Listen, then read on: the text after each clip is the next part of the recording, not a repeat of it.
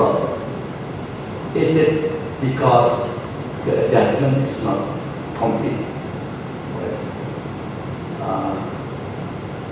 the country become competitive if they adjust after the boom, because during the boom it's appreciated, and then maybe it's too slow. Unlike in 98, for example, that's why the adjustment is V-shaped.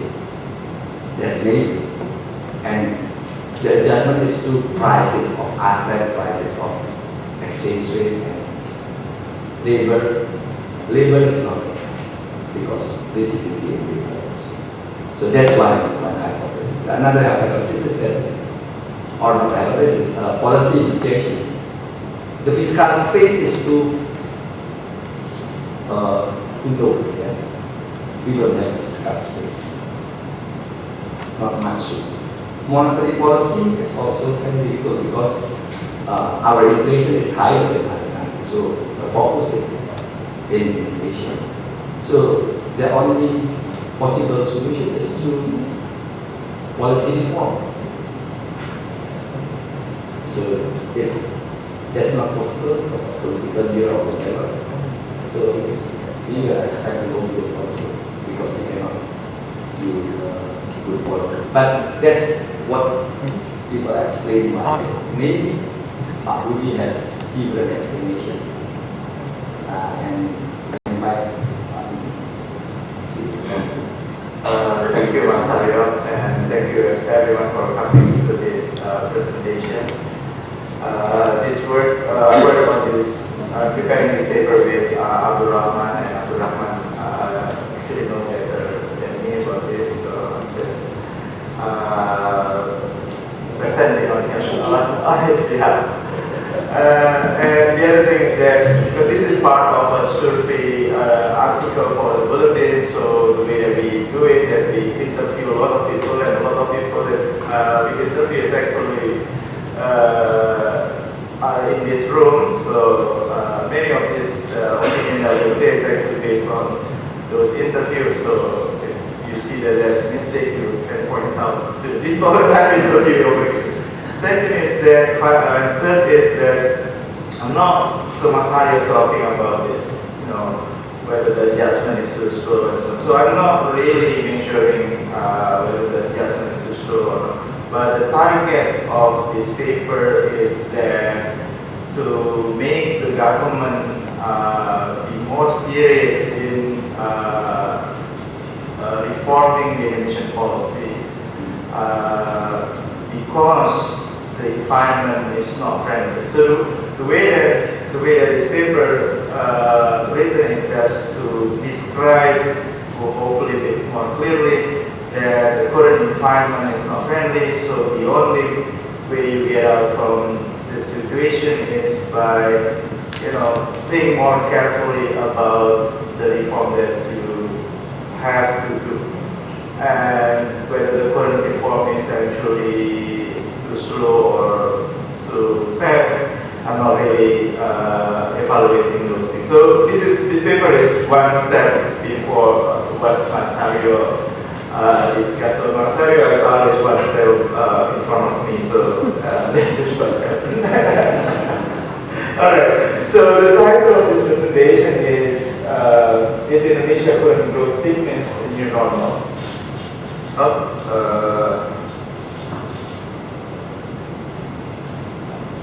So the main question is that I would like to discuss is Indonesia trapped in the 5% annual growth rate?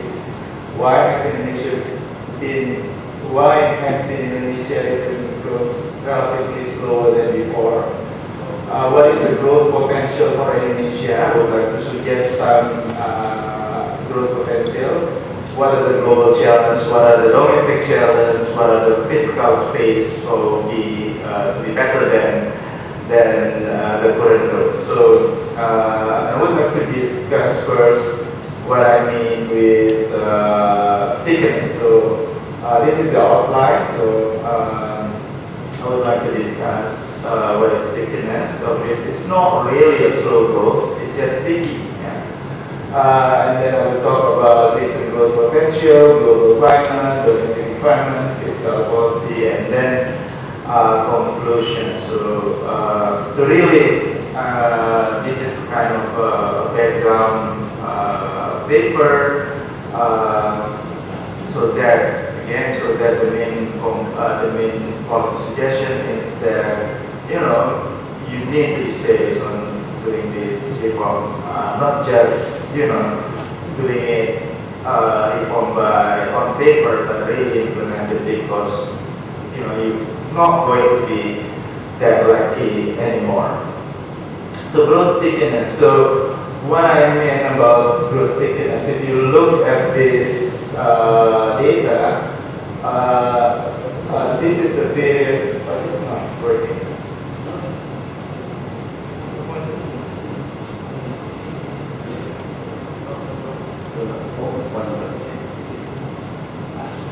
Okay. So if you look at the graph, that is the period before the crisis, and then we have crisis. Many people thought that Indonesia recovered the crisis in 2005, and from 2005 until 2014, that was SBY period, and 2015 until 2017 is Jokowi period. And if you look at the average, you can see that Jokowi period has been relatively stuck in 5%, and it has been lower than the pre-crisis. It has been lower than the SBY period in general. Now 5%, I'm not saying it is bad. It's probably better compared to other, including developing countries, China, India, and several other Southeast Asia recently grew better than us. But in general, it has been much better than other countries. But the 5% is certainly lower than SBY. And certainly comparing to the pre-crisis. And the 5% might not be, although BPS recent data showing differently, might not be good enough to reduce unemployment, might not be good enough to reduce poverty, and general welfare if we would like to achieve the SDG target by 2030. So these 3 years of 5%, what I call Indonesia has been sticky on this level. And we know during these 3 years Indonesia conducting various reform. I think the government conduct reform policy until number 15, and a lot of other activities is also being conducted, but it is just stick at 5%. So the sticky, what I mean in this paper is this sticky at 5%. So the question is that, whether we are actually could be growth higher than that. That is the expectation of the government and SB. And Jokowi Nawacita are proposed to that we could achieve like 7%. Or there's also a possibility that we're going down. So, so the paper would like to look at the current climate and then give a judgment whether we could actually go above 5% or actually there's a threat to grow lower. So let's see, before look at the growth component to understand why the Jokowi period growth during the Jokowi period has been slower than the pre-crisis and during the SBY period.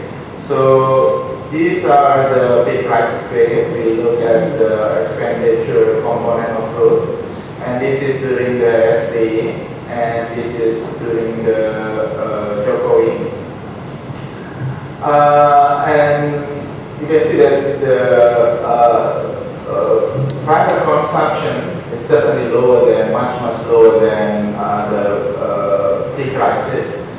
But the bigger drop is actually the growth on government consumption and growth of fixed capital formation has been much lower, and as well as export. So the two things that why Jokowi period has not been performed is mainly because the growth of fixed capital formation is relatively lower than the SB period, and export has not been growing that significant. So, so certainly, if you would like to think how can we grow faster from the expenditure side, private consumption probably will stay in 5%. So what you want is that looking at the possibility whether we could export more or having capital formation higher than what we have. And you can see actually the trend of to be able to have a higher capital formation has been there in the last three quarters. But whether this is enough or not, something to discuss. Let's move to on the sectoral component of growth. You can see that one of the biggest issue that is one is that mining. Manufacturing has never been able to be as high as the pre-crisis. And what we cannot really see over here, but the oil palm over here is actually growing slower than this component, but agriculture in general are still okay. Bit surprised that construction on electricity, gas, water has been much lower, and you can see as well that during the last year and the first quarter of 2018, electricity, gas utilization has been relatively slow compared to the SBA period, while the general construction is relatively okay.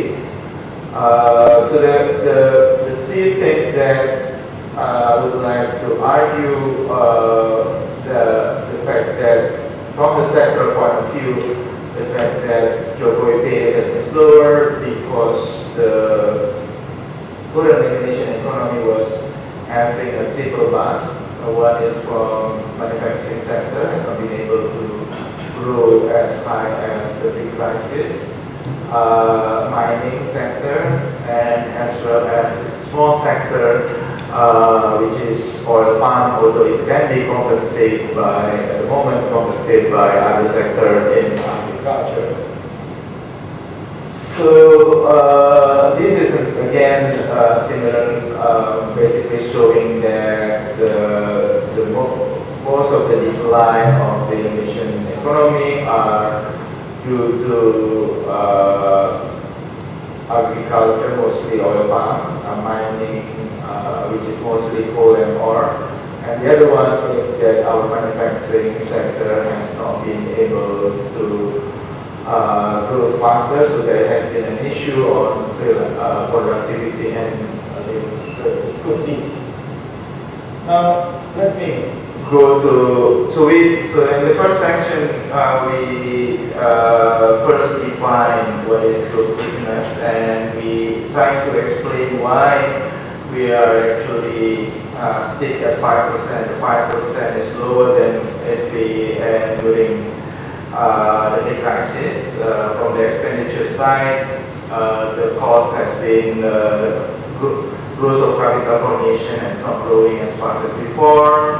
Export has not growing as fast as before, and from the sector point of view, there are three busts that we have to face, which is manufacturing has not been able to come back as the big crisis, mining has been slowed down after 2014, and then oil palm is having an issue with oil palm oil, although it is smaller bus compared to the two others.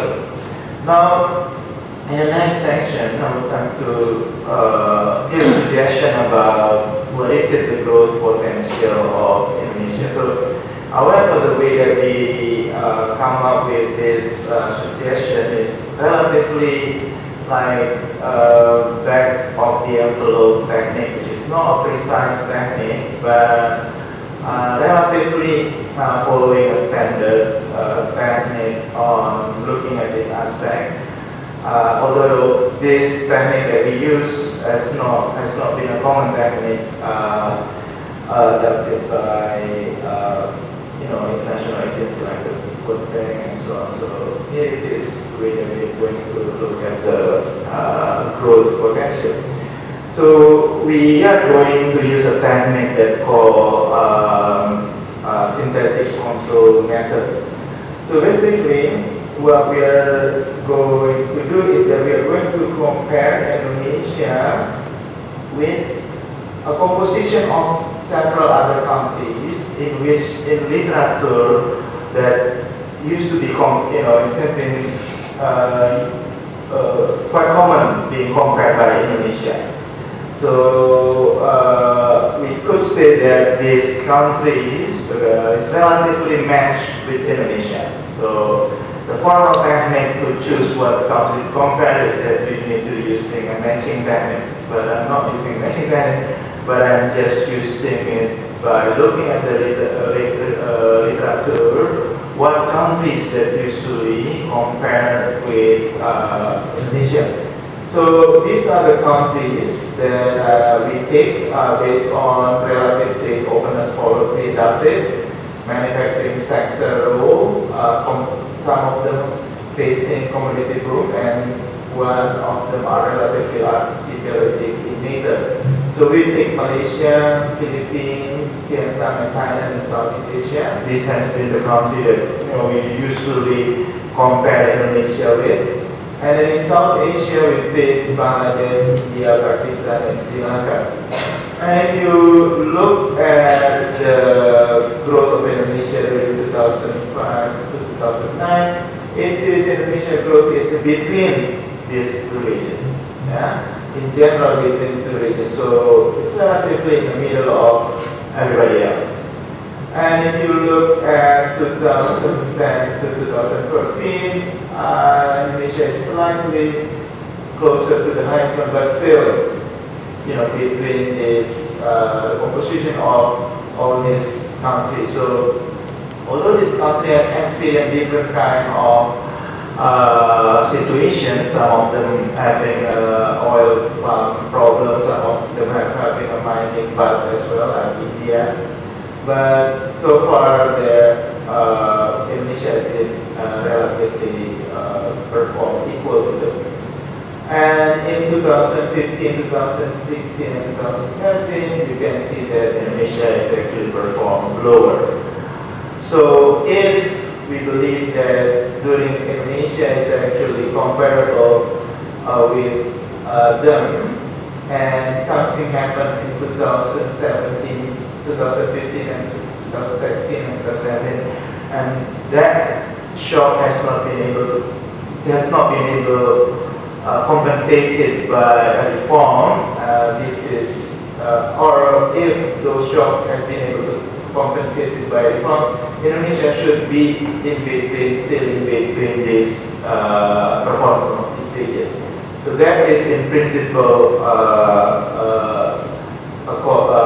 the method, static control method. So what we do is that over here, so we estimate Indonesian growth by using the growth of other that we consider match during this period to find the synthetic equation. So we come up with two models. One is that we put all the 8 countries, and this is the blue one. We put all the 8 countries, and then the this one is where we put only those countries that is significant in the equation. And when we predict using that equation, you can see that that formula is actually good enough to simulate Indonesian economy. Yeah. So from this 2005 until 2014, you can see that they are actually able to mimic Indonesian economy. Now that formula we keep adapting it, putting the performance of those countries, and we predict Indonesia 2014 until 2017. And this one is with the second model, and this one with the first model, and you can see that this is Indonesia actual performance. So during this period, Indonesia relatively conducting the right policy, so they are being able to basically follow the group of this country. And so yes, we have a different experience, but in general, we are being able to put the right policy so that we are able to match our performance. But since 2014, there's something that's going wrong, so that Indonesia could not actually mimic the performance of that formula. So we argue that these are the range of Indonesian potential growth, and these are the rate that Indonesia missed in the last 3 years. So people can argue that this is not the right method, that is fine, but this is an option on how to look at our performance in the last 3 years. So in a way, we kind of miss. So there is, but on the other hand, Indonesia is actually quite potential. So there is a muscle. If you look at, if you argue that maybe we got an issue on labor, but actually the potential of our labor is quite good because our dependency ratio is relatively low compared to several others that we compare with. However, certainly our productivity has been much lower. Haryo probably could, if you compare the productivity from 2000 to 2005, this is the size of the productivity and during SPE, but right now productivity has been much lower. So we're going, there's one other thing that we're going to touch before looking at potential growth, potential investment, is on this productivity. Whether we have a potential to increase this productivity. So that is the second argument. That our argument is that, well, Indonesia in a way missed something in the last 3 years, and now we look at the environment versus the global environment, and then second domestic environment, whether we are actually could be lucky. So you just do business as usual, and because the external shocks are good, so you are actually lucky, you could actually grow faster. The first one we'll look at global trade. Now, global trade in general has been declined compared to 2004. So this is 2004. It's been so the global trade is this one. The growth is actually relatively flat at about 3%. But the level, this is the level of trade volume, has been declined in 2015 and 2016.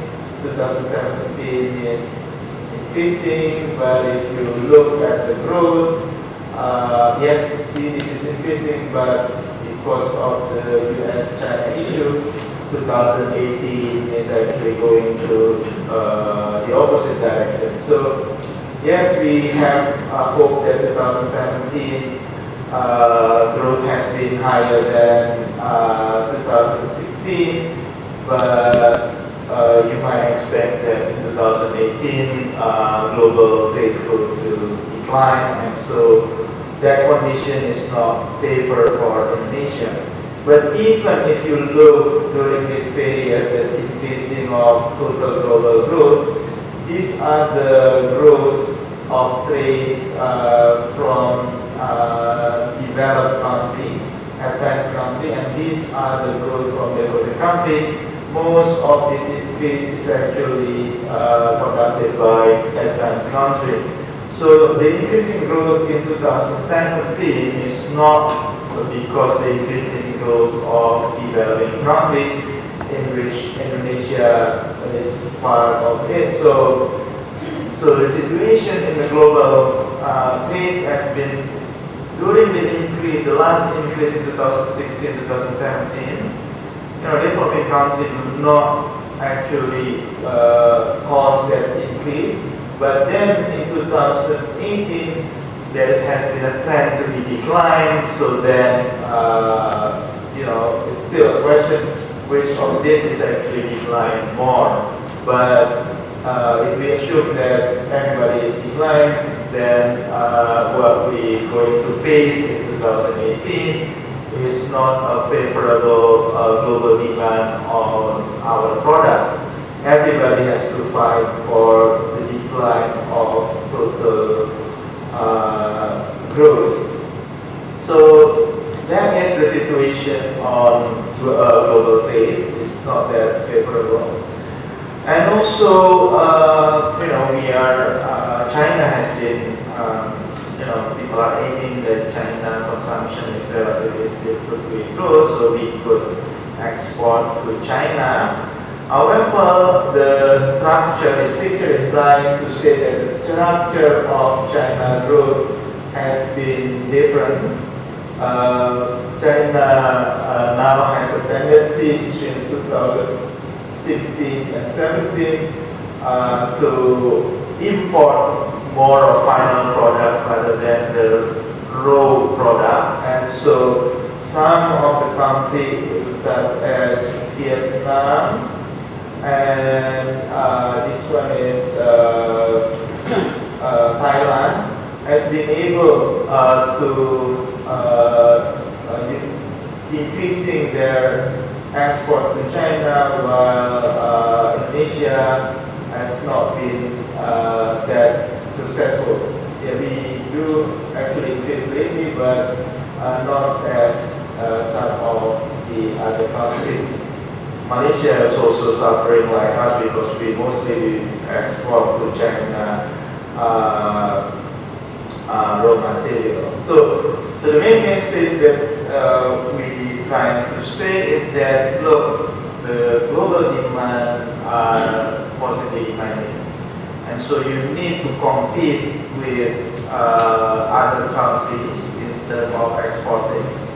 And the one that is have a higher expectation that will export or import what big is China. But China has a tendency to change the composition of import from mostly or increase most of the increase are from raw material to final product, and Indonesia is not exporting to China on the item that China wants. So that is the message that Indonesia is facing a difficult situation because of those things. The other these things is on the global commodity prices. So those two are actually before are kind of worrying news, but if you look at the global commodity prices is actually increasing. So then if Indonesia still keep producing the raw material, although it becoming more difficult to export, but the price is actually getting better. So you have an opportunity to, if you look at the value of export, the value of export increase, but not in terms of the volume, but rather than because of the global price is actually friendlier to us. So yes, I'm not going to try to say that the global trade is so bad for Indonesia, but there's also good news that the commodity price is actually improving lately, both in mining and in oil palm, but also in crude oil. And that's an issue that Indonesia is actually subsidizing energy. So yes, there's a good news that the commodity price is increasing, but you know, there's a potential that we can handle, but we actually also got a problem because we subsidize our energy. So that's it. So the message is relatively mixed in this issue. Now I move to foreign direct investment. If you look at foreign direct investment globally, the global direct investment has been increased from 2014 to 2015 and declined a little bit. And this one is the direct investment in developing country, and this one is direct investment in developed country. So although this one, if you look at this period, is increase, but most of the increase are happening in developed country.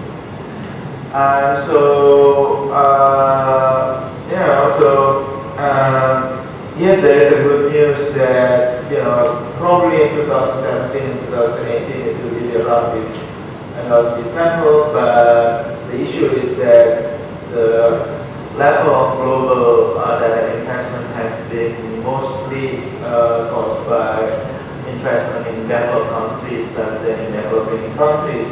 So that is showing the intention of global investment in the last years have been, at least in 2015, 2016, has been favored more toward developed countries rather than developing countries. So that is the bigger target that we're trying to attack, and they are actually shifting more toward developed countries recently. So don't know whether this could be changed. And this one is the U.S. interest rate. I forget what this actually.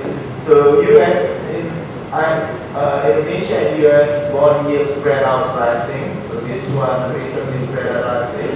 As a consequence, cost of financing deficit and rollover for government budget will be higher, and it will, you know, affect the funding that's available for financing our infrastructure development. So at the moment, so then the cost of getting funding from outside is actually more expensive. That is the main initiatives on the investment. Now I move to domestic challenge. So let me review again. So my main message on the global environment is that you look at trade. Yes, you've got a hope because commodity price is increasing, but you need to remember that the global demand has been decreasing, and within that demand you need to compete with countries that actually perform better than you, such as Vietnam mostly. Now I'm looking at the domestic challenge.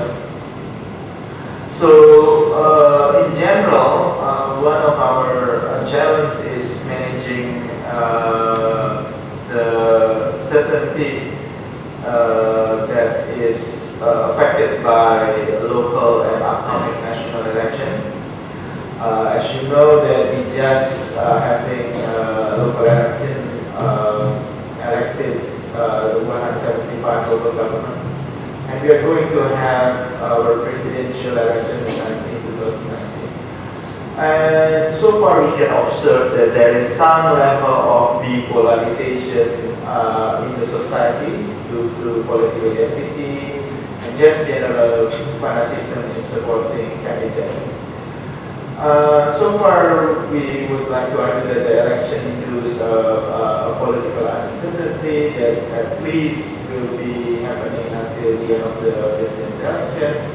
And this uncertainty on who is going to be the leader, creating a situation in which many people who would like to expand their activity or invest in new activity kind of wait and see. So this is a short-term situation, but hopefully it will be just gone after 2019. But at least from now on until April 2019, business seems to be kind of hold off. Now, if you look at our current account, so current account deficit since 2012 has been deficit since 2012. Where is the current account? This one. And then it's actually widening recently, due mainly net remittance. So net remittance is this one, and net profit repatriation. Net trade on good still positive but shrinking. So this one net good is positive but shrinking due to higher deficit in oil and gas trading. The potential of negative net export of goods and services will be affecting our growth. So if this keep declining, then it will affecting our growth. Indonesian export increase, yes, but it's not at the level of 2011. And most of manufacturing has been relatively stable. Previously, the high export are due to mining, and you can see that mining decline. Now it's a little bit better. So that is the situation. Exchange rate and inflation has been stable, but energy has been fluctuating quite big.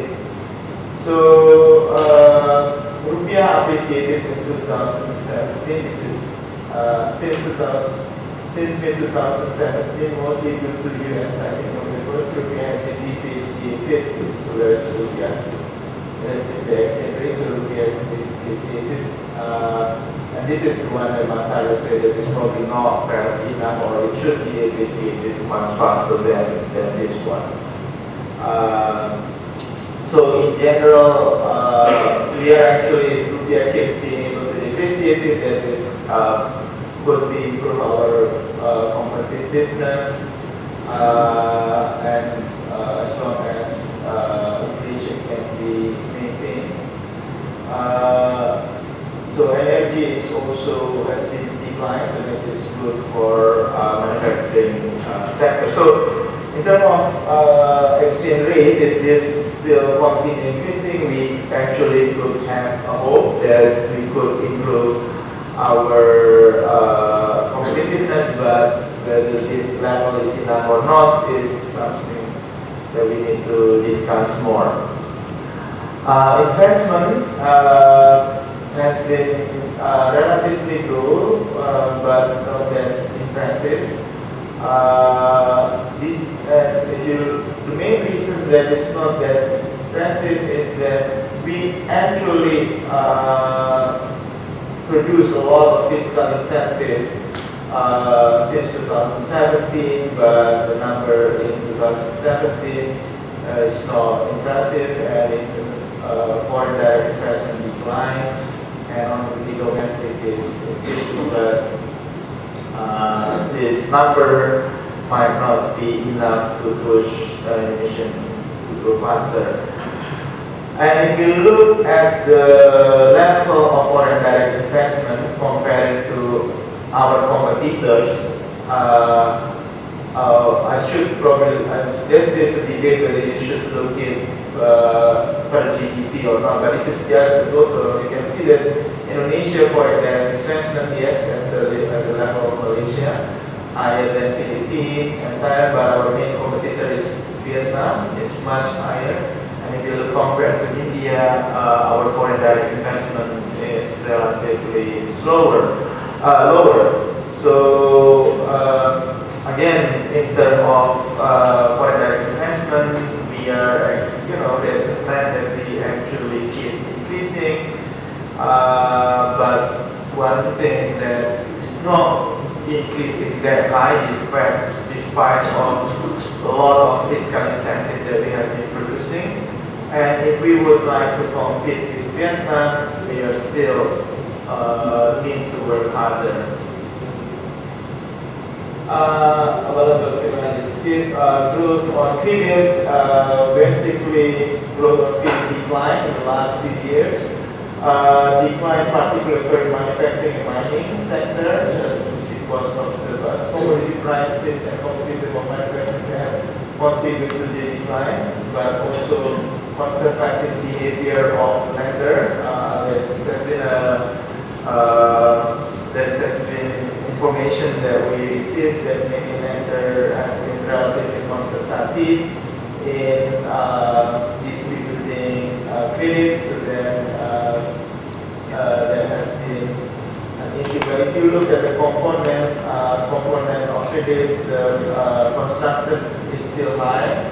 This is because Jokowi has been pushing many activities such as toll road, and mostly actually related to SOE that is seeking funding to implement government projects.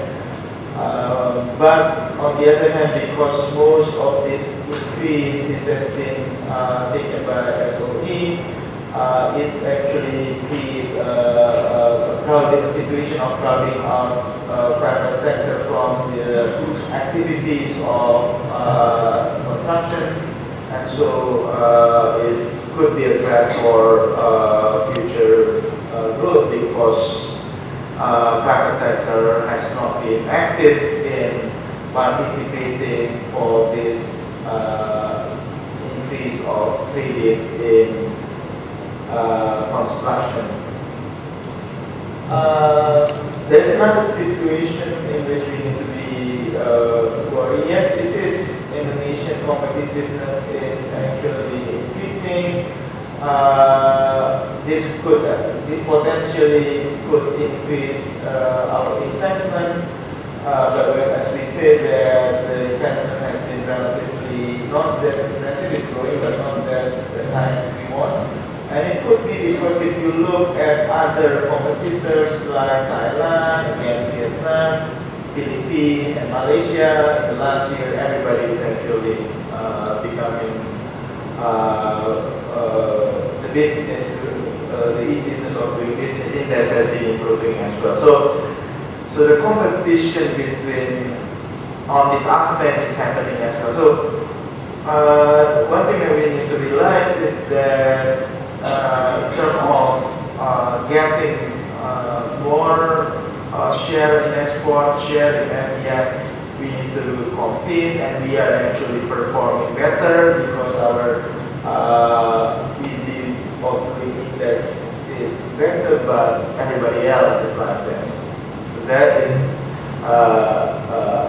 so you shouldn't be just proud because of this, but you should also look at the others.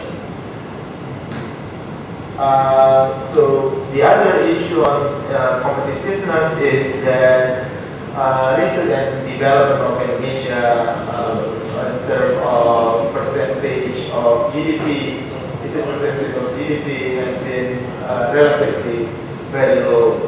If you compare with Vietnam, Thailand, India, Malaysia is very high, even Philippines and Sri Lanka.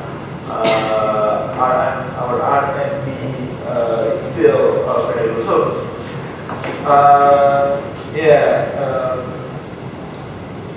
competitiveness is an issue in terms of fighting to get fiscal FDI, more FDI as well. Now, we look at fiscal issue. Is there any policy space that the government, could use to leverage all the situation that is happening in the global and domestic environment?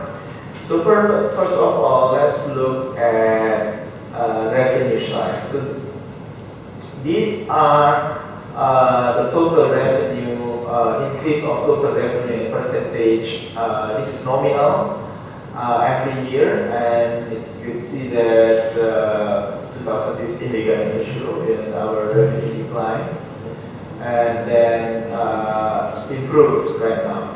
So there are two things in this graph. One is that yes, the level of 2017 is still relatively low compared to what happened during SBA era. Yeah. The second issue is this. If you look at this line, this is the average total growth of tax. And this is the nominal growth of GDP. So if you are effective in terms of taxing the growth of your economy, your tax should be at least at the level of the GDP growth. So for example, over here, this is the average tax and this is the growth of GDP. You are actually being able in average taxing this amount. So your tax is actually above the growth of GDP. So you are relatively effective in taxing the economy. They call it, if you are at that level, the tax buoyancy equal to 1.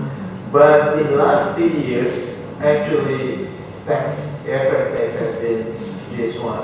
So you are not being able to tax the growth of the economy in the last 3 years. That means that if this growth is because you're spending a lot of activities like for infrastructure, mainly, the ability to spend that much wouldn't be happening in the future because you're not able to tax the economy. So that is one issue that in our fiscal, that our effectiveness to tax the growth of our economy has been declined in the last 3 years, and this is keep happening. Then you're not being able to sustain the spending that you have right now, and particularly on the items such as infrastructure because of the routine, you need to pay for the routine. Now, the other picture that I would like to show about fiscal space is from the expenditure side. So the expenditure side, so this is the total expenditure, and these are the transfer to the region, and this one is the capital expenditure. The capital expenditure is this one. This one is the current expenditure, which is the expenditure that you need to spend for routine, like a salary and so on. And you can see that in the last several years, this one and this one is relatively constant. So if you would like to have more of this, you cannot squeeze this one. And if you try to squeeze this one, this is the current expenditure, which is the routine part. There have been, in the last 3 years, there have been limitation on being able to squeeze this part. So then your capital expenditure has been relatively stuck to this level because you're not able to squeeze these two parts. So, because if you would like to increase this one, given this one, is that you need to be able to squeeze these two. And right now we are not able to do that. This one has been a formula, and so that, you know, basically will be proportionally constant. And this one you have a lot of rules, such as you need to spend 20% on education, you need to spend those kind of things. So really, if you're talking about increasing capital expenditure from government budget, there's not much room anymore. Yeah. So we have issue from both from the revenue side, which is not being able to effectively taxing the economy, and from the expenditure side, you know, the ability to be mindful in changing the composition of this type of expenditure is not much. Yeah, so, and the other possibility is that to have budget deficit. If you look at the problem with budget deficit is we have that 50% limitation. And if you look at our competitors, Malaysia, Philippines, Thailand, Vietnam, India, Sri Lanka, they are all, in general, they are able to have budget deficit above 3%. So in terms of effectiveness of government in boosting growth, yeah, one is there's an issue on the ability to get revenue. Second is on the expenditure, you have the problem of composition. So the only way to make it bigger is to make it everybody is bigger, which is you cannot get revenue more. So what you is increasing deficit, and you cannot have increased deficit because of 2%. But look at your competitor; they all be able to be more flexible in terms of boosting their country's growth compared to Indonesia. So hopefully hopefully my message can come through, that you have this unfriendly global environmental situation, but in terms of policy side, you are doing all this rule in such as you are not as flexible as your competitors. And now I move to another issue on government spending, is on this pattern of distribution.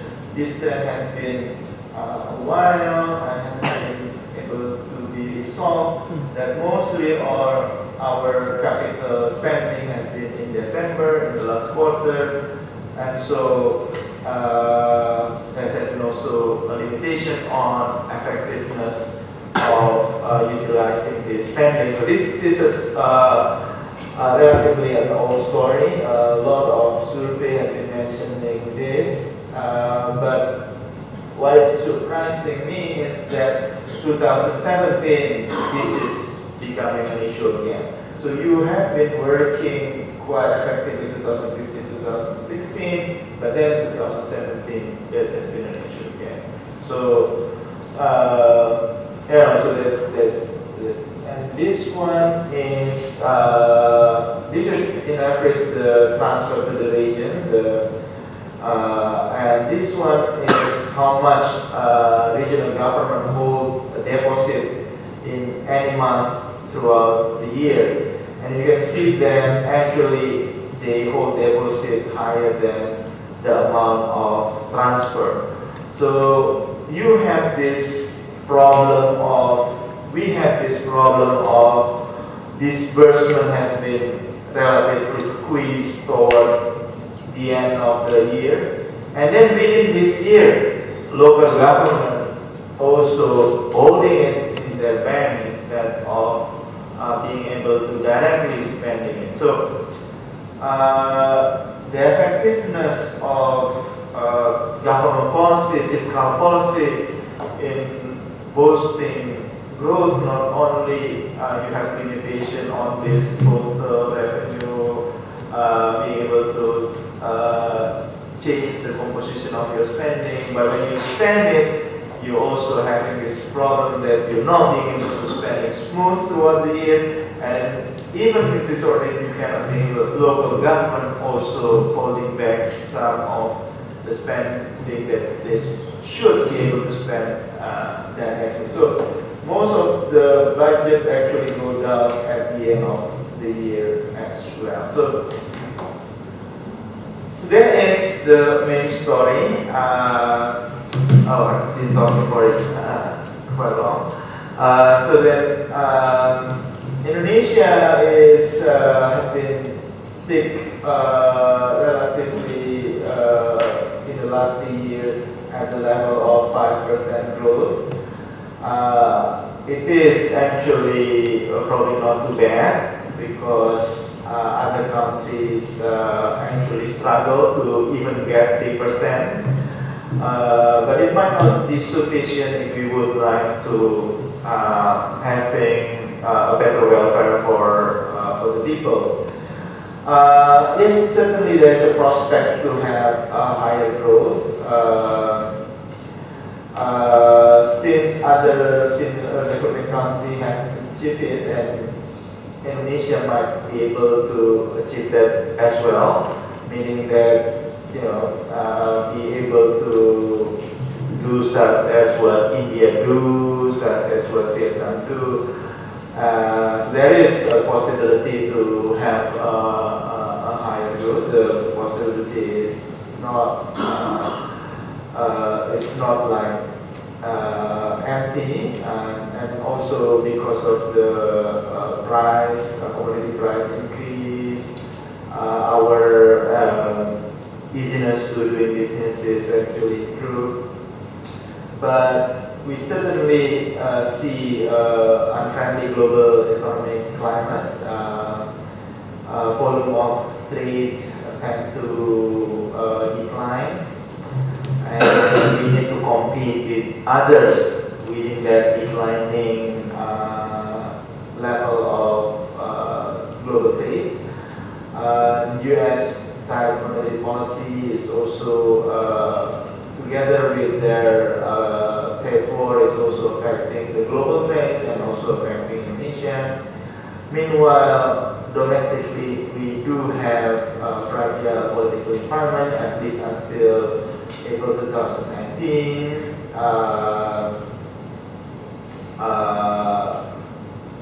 All the incentives to create much higher foreign direct investment has not been that effective, while there has been a conservative of lender behavior, and private sector has been falling out. So it's not that easy when they are out, you ask them to go back as soon as possible. There will be some adjustment, while fiscal policy has been limited for various number. One is on the revenue side, second is on the expenditure side. We have some limitation on deficit and on composition, and then there has been an issue on disbursement and the local government behave, not something that we want them to do so.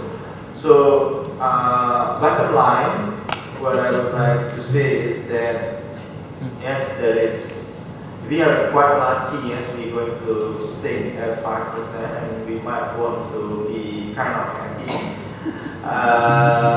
There is a probability to grow higher, but the probability is not that big. And if we are not be careful, actually, because of the competition from other countries, because of the global environment is not that friendly, there is a big possibility that actually, which is bigger than the probability to stay at 5%, bigger than the probability to be higher, that we might have a lower growth in the future. So with that, Indonesia certainly should seriously conduct the reform, and the reform is not only, in my opinion, not only on the part of improving our competitiveness to fight with the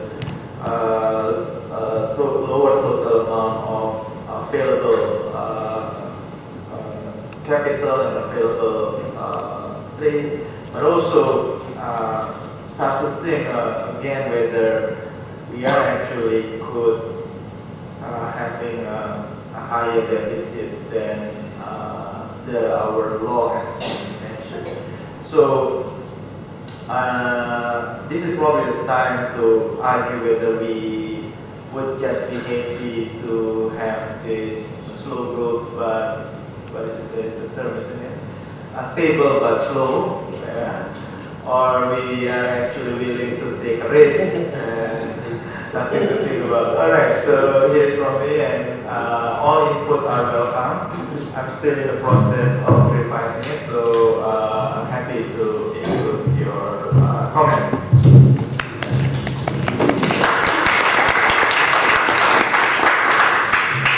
Thank you, Mas Budy. It's an excellent presentation. At first, I think you can compare the performance of country based on the past situation, comparing with other country, and comparing with potential.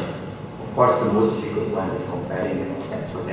The first, I a little bit puzzled because you compare it with SBA. SBA is lucky because they have commodity boom and capital inflow.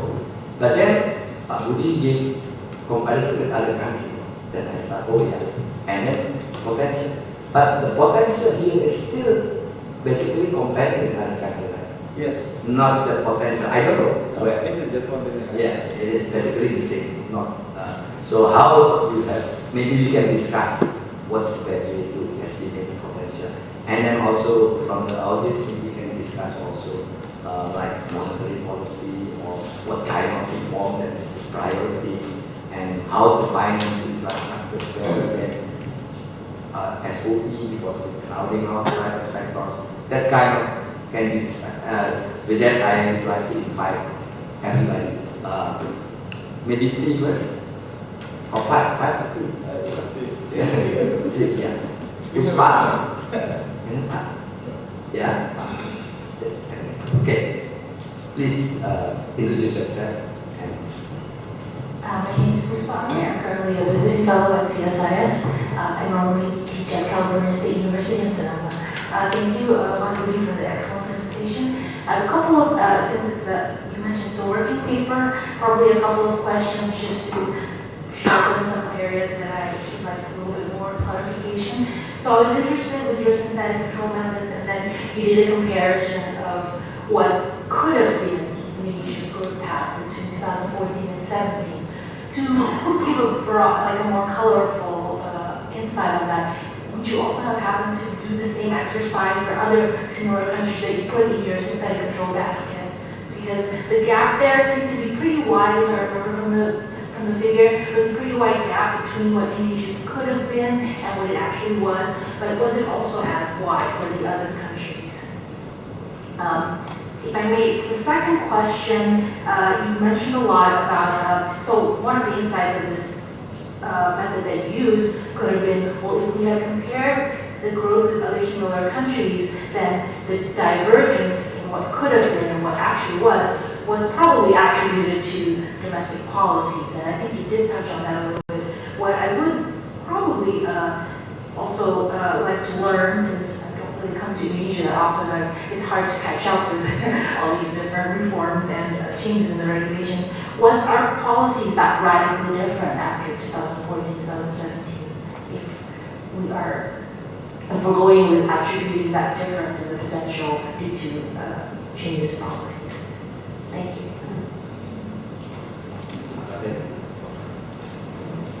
Thank you. My name is Budy. I enjoy your presentations. Certainly, it's very provide us a very good picture of Indonesia potential growth. Of course, if you just look at from the surface, probably somebody else, especially from the opposition party, would like this paper because it is a very doom scenario portrait about the Indonesian economy and potential in the future. But I understand. I think what is important is basically what to do about the current problem that we face in Indonesia.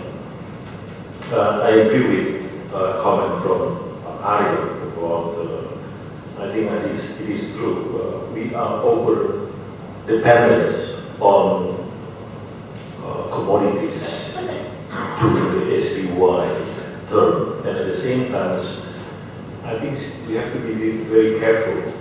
During the SBY term, it's not only the price that increased, and I think this has to be very clear. The volume also increasing rapidly, especially in coal as well as in palm oil production. Whereas now what we see, it's no volume anymore, it's just the price. So of course we understand the impact of volume is much bigger in terms of real growth. I think we need to sort it out, because when we try to compare Indonesia, for example, to, let's say, Malaysia, which is, you compare it as if we are also in the same table, they are also quite dependent on commodities as well. But I think it is clearly, as you mentioned, about the impact of the global trade. And one is clear from our production structure in Indonesia. Our export certainly much dependent on commodities than Malaysia. This is why when the global trade is recovered, then Indonesia is left behind compared to Malaysia. But when the global trade is, for example, as we experienced during the global financial crisis, Indonesia relatively just diminished a bit in terms of growth. So our less dependent on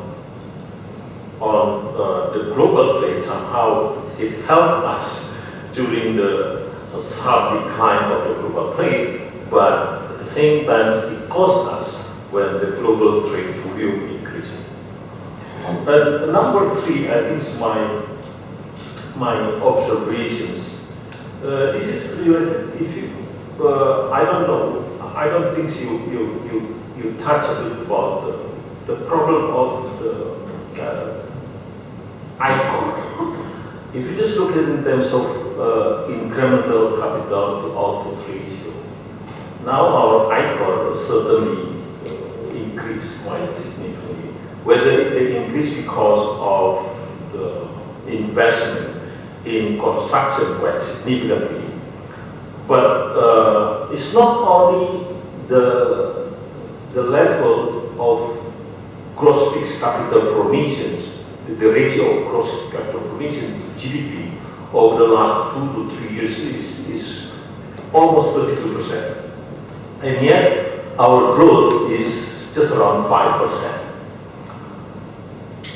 But if you just look at not only in one point, but look at moving average over the last 5 years, our ICOR also increasing, still on the last.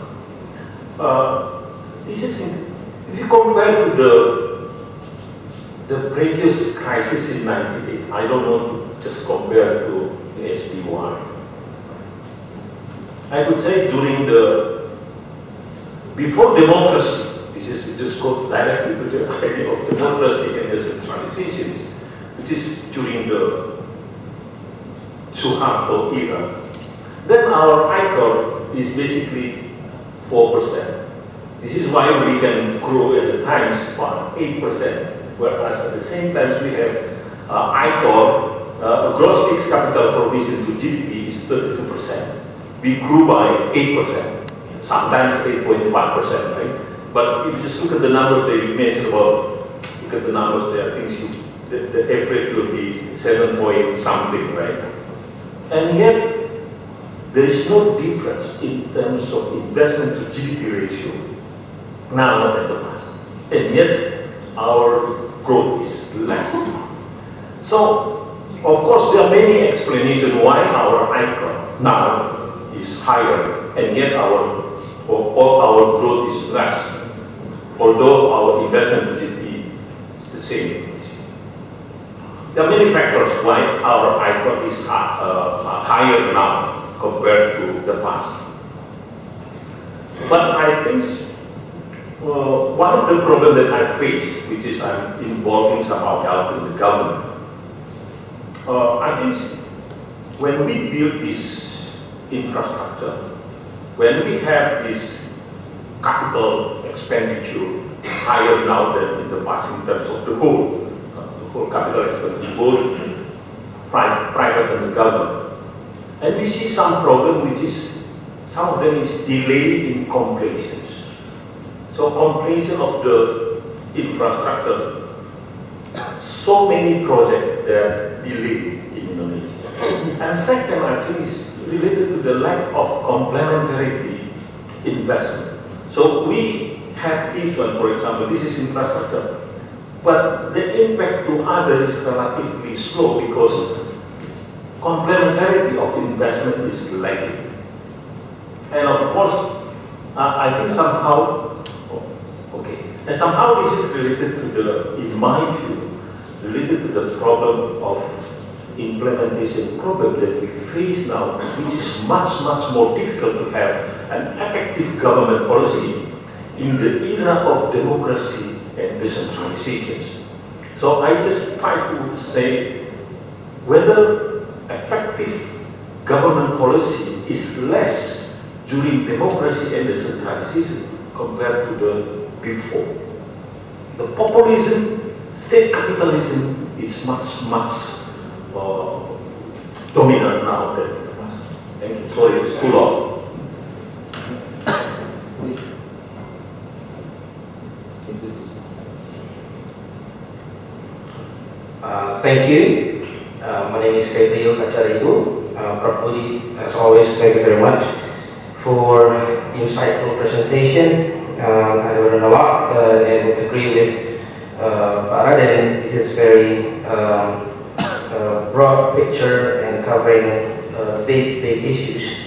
So if I'm running out of time, just cut me because I'm gonna talk because I have a lot of comments I would like to make. We only have time. Is it now? It's 11:30. Okay. So just cut me anytime you want. Yes.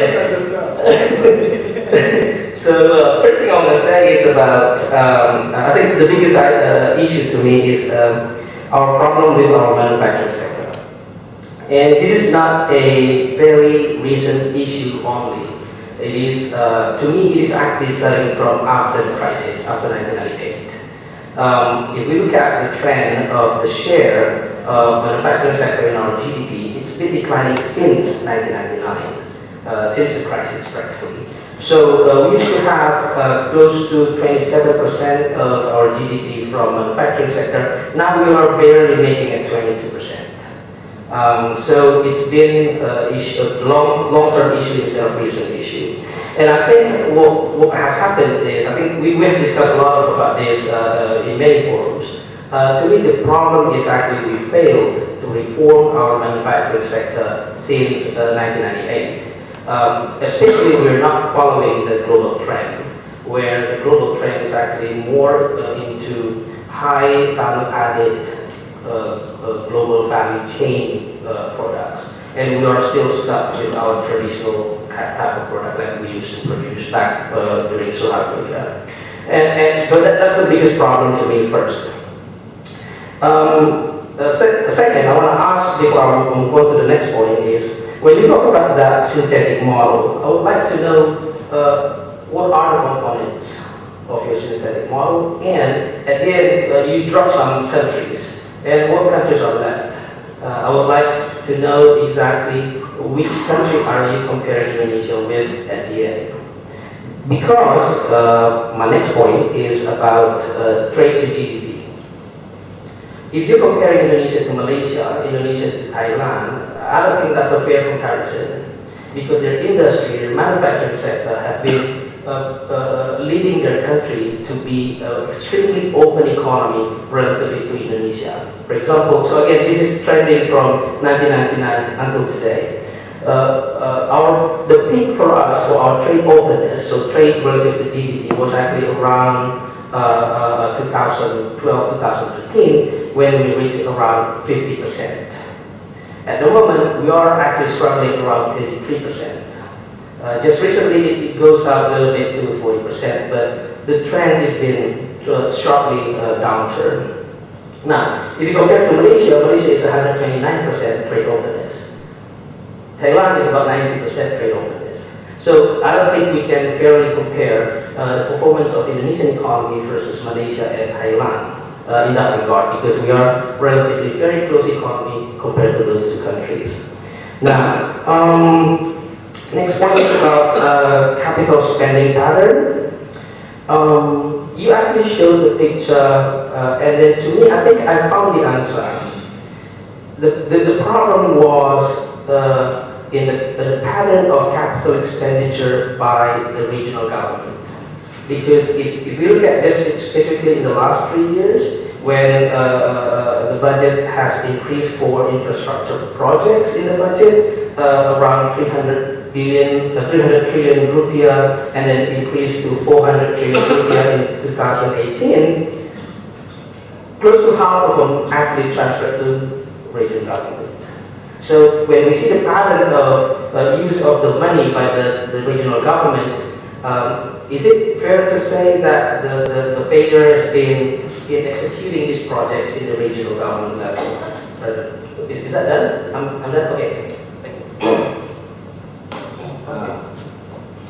Okay, so let me explain a bit about static control. So again, Next. that's next.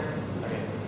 No, after 3, but I will extend to until 1. Alright.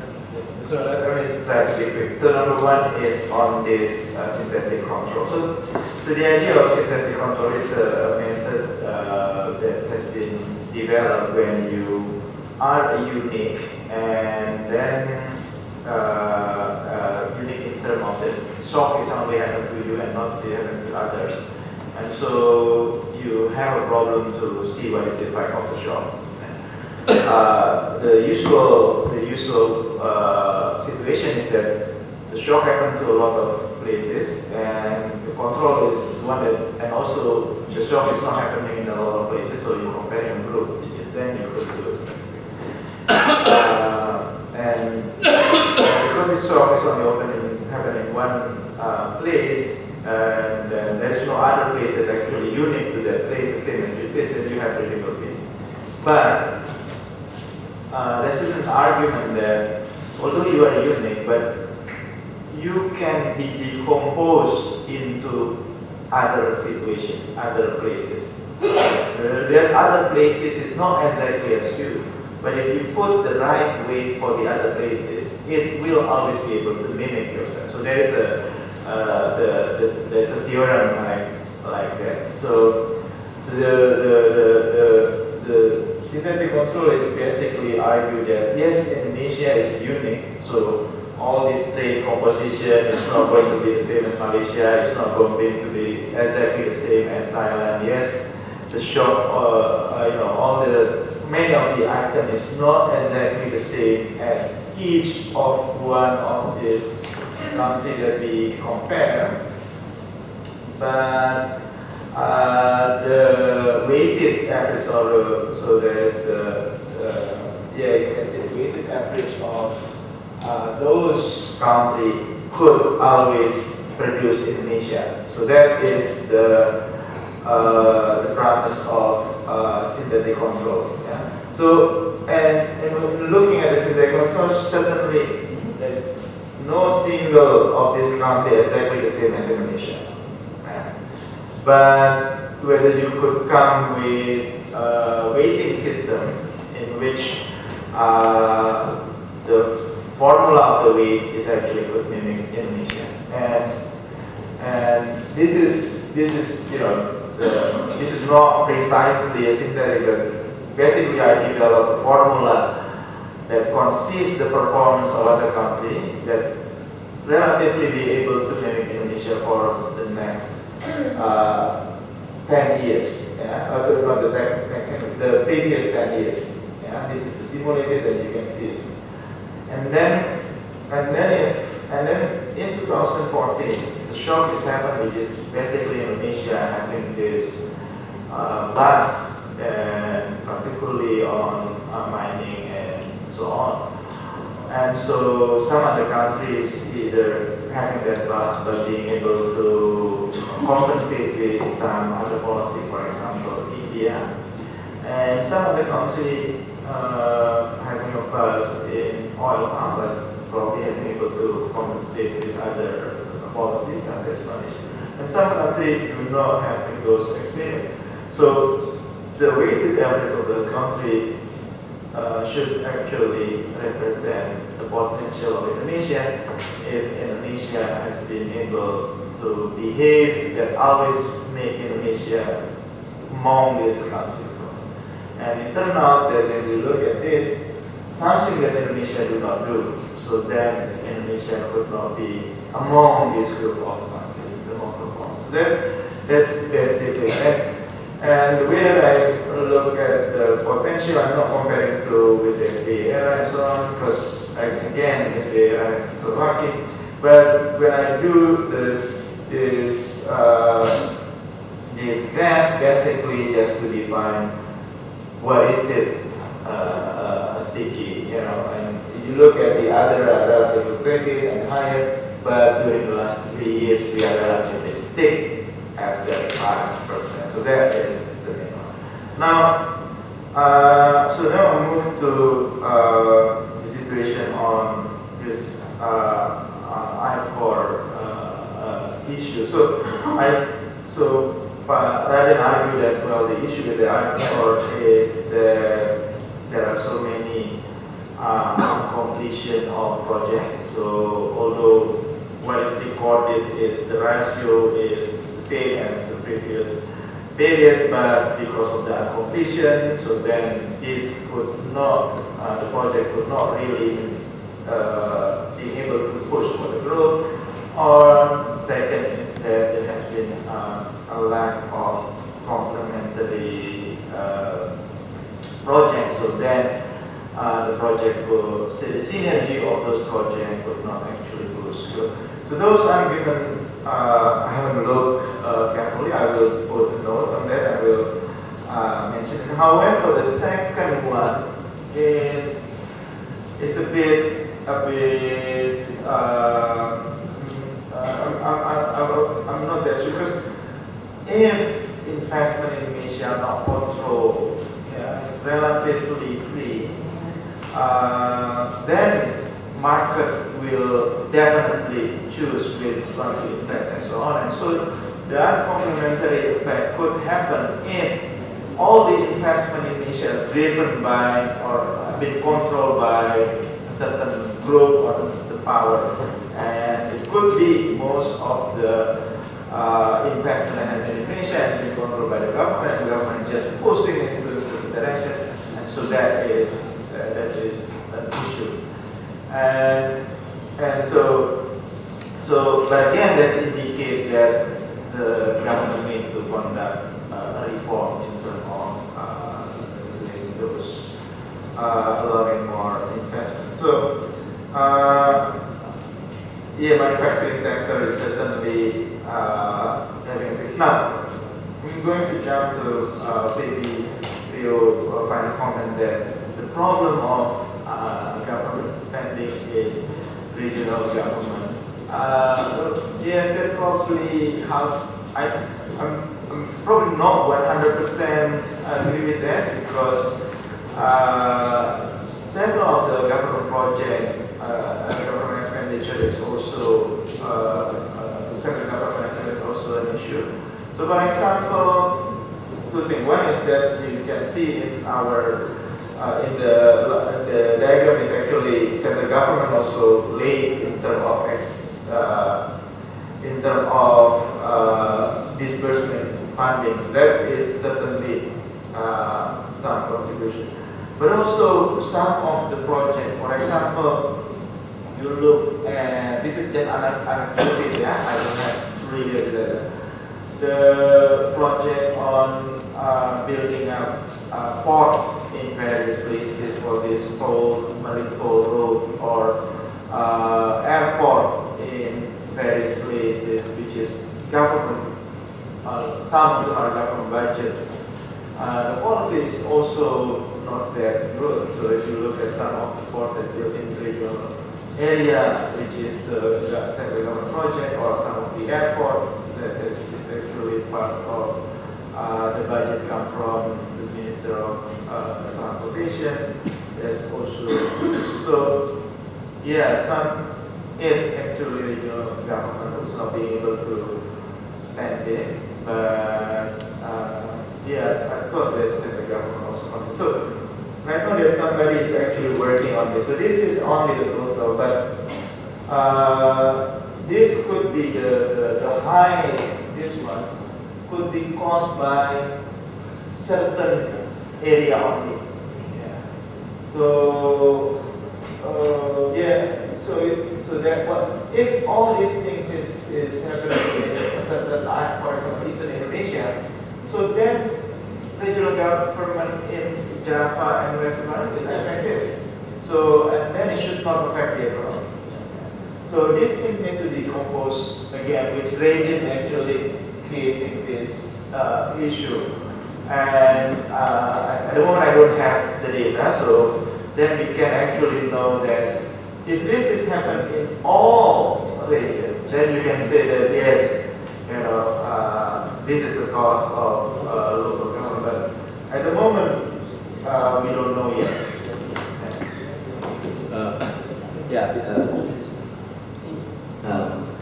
Before I give another question, I would like to comment a little bit about ICOR. I think ICOR is not only about infrastructure, maybe also the change in the structures of the economy, because of becoming more capital intensive in Indonesia, and maybe it's certainly indicator of inefficiency because you produce. But no, the correct answer is of course the FP for efficiency rather than ICOR or whatever.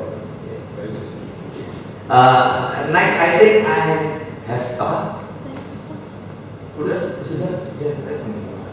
I think I have two more. It's maximum 2 questions.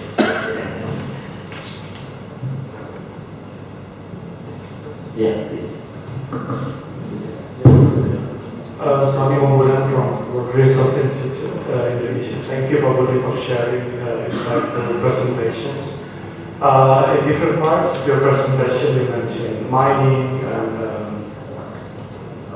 also manufacturing and the ongoing research seems to look at the behavior of the simulated one and then the predicted up to 2017, and then the range will be, as you mentioned, potential for growth. My question is going a bit beyond this. Have you thought about the possibility, given that say coal and palm oil represents around half of export, how will it, or how the response to global change, like the discussion in Europe on Indonesian palm oil export for biofuel, but also some of the climate-related policies in Indonesia, like for industrial plantation on peatland.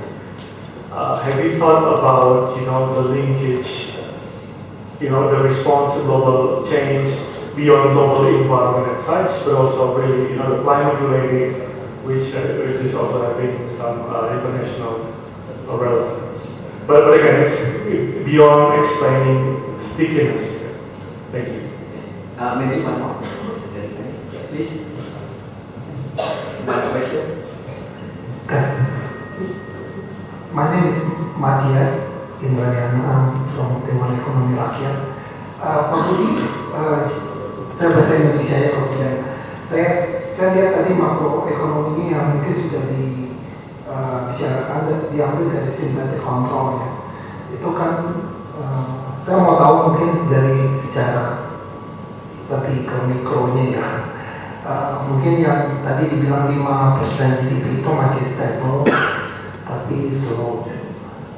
Mungkin ada itu correlationnya dengan angka pengangguran, income, lalu juga mungkin yang kalau zamannya 3 tahun ini BPJS ya, apa kita nggak juga ikut ngukur mungkin dari segi ya mungkin ya orang-orang yang kurang mampu ya atau orang yang kerja ya mungkin salah satunya itu pajak ya penghasilannya itu kan dari middle income class, sementara yang dibahas ini kan lebih ke perusahaan besar multinasional. Apa itu korelasinya GDP itu dengan milenium kita punya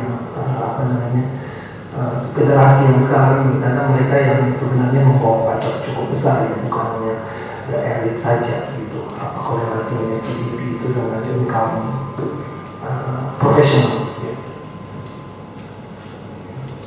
Oke, Mas. Okay, so yeah,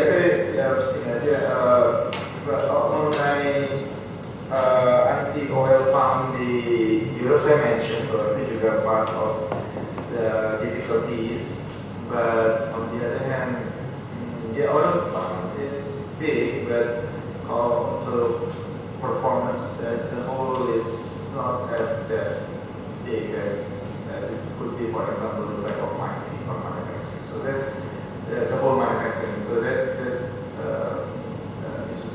the other thing, the difficulty with oil palm is that oil palm product is actually part. I think in statistics is part of manufacturing because the CPO and we cannot distinguish within manufacturing. I don't just oil palm, you know. So we have oil palm as part of the agriculture, but that is different because oil palm mostly is counted in the manufacturing sector. So it is in the statistics. Yeah. So I need to look again on whether we can disaggregate the manufacturing into. So I need to check with that again.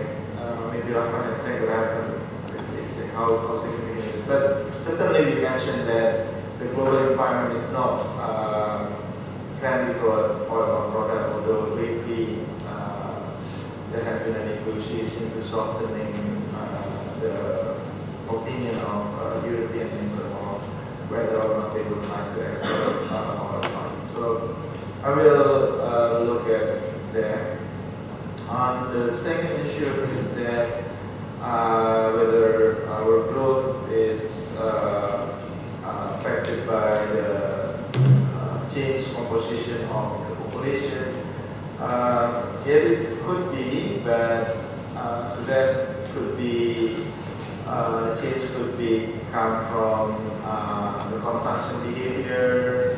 But if you look at our growth of consumption, it has been around 5% for a while, and based on my interview, it is hard to increase the private consumption to back to the pre-crisis. So what I'm going to say is that the change behavior of the population is not yet translated into much change on terms of the total consumption that we see.